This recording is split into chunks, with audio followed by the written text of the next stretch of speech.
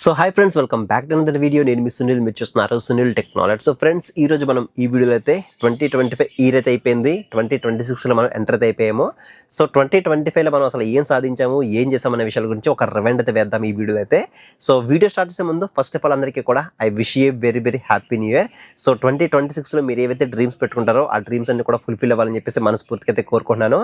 And every year చెప్పేది ఈ year కూడా చెప్తున్నాను, బట్ మీకు చెప్పేంతటి వాడిని కాకపోవచ్చు. బట్ అయినప్పటికీ నా సైడ్ నుంచి నా సజెషన్ ఏంటంటే, సో మీరు ఎప్పుడు కూడా ఒక డ్రీమ్ అయితే పెట్టుకోండి. ఆ డ్రీమ్ కోసం మీరు నిరంతరం కష్టపడుతూ ఉండండి. సో మనతో ఎవరున్నా ఎవరు లేకపోయినా, మనకి ఎన్ని కష్టాలు వచ్చినా కానీ మీరు ఏదైతే నమ్ముతారో సో దానికోసం మీరు కష్టపడండి. సో సక్సెస్ అయ్యి మీకు సమాధానం చెప్తుంది అందరికీ కూడా అయితే.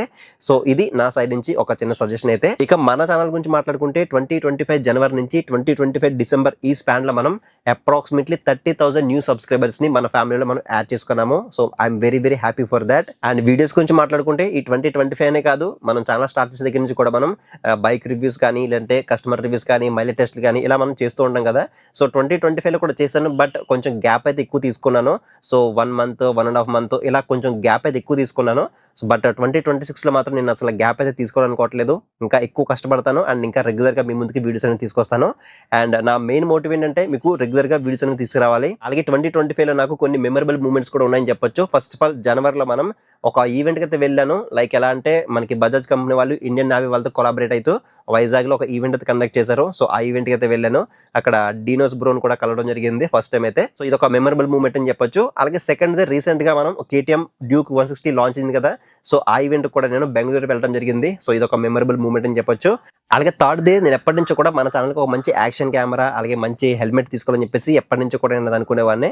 సో ఎందుకంటే మన మెయిన్ బైక్ రిలేటెడ్ వీడియోస్ చేస్తూ ఉంటాం కాబట్టి, సో మనకి మోటో వ్లాగింగ్ సెటప్ కావాలి కాబట్టి, సో అదైతే డ్రీమ్ పెట్టుకున్నాను. ఫైనల్ గా 2025లో నేనైతే దాన్ని కూడా ఫుల్ఫిల్ అయితే చేసుకోగలిగాను. సో మొత్తానికి ఇవి నాకు మెయిన్ మెమరబుల్ మూమెంట్స్ అయితే ఇవన్నమాట. అలాగే నా వీడియోస్ అనేవి రెగ్యులర్ గా ఫాలో అయ్యే వాళ్ళకి ఒక మేజర్ ఇంపార్టెంట్ అప్డేట్ ఏంటంటే, మనం ఛానల్ స్టార్ట్ చేసి 5 ఇయర్స్ అవుతుంది కదా. సో ఈ 5 ఇయర్స్ కూడా మన వీడియోస్ అనేవి ఈవినింగ్ 5 నుంచి 6 మధ్యలో పెట్టేవాళ్ళం. బట్ నాకు కొంచెం టైమింగ్స్ అనేవి కుదరక నేనైతే దాన్ని ఇప్పుడు చేంజ్ చేస్తున్నాను.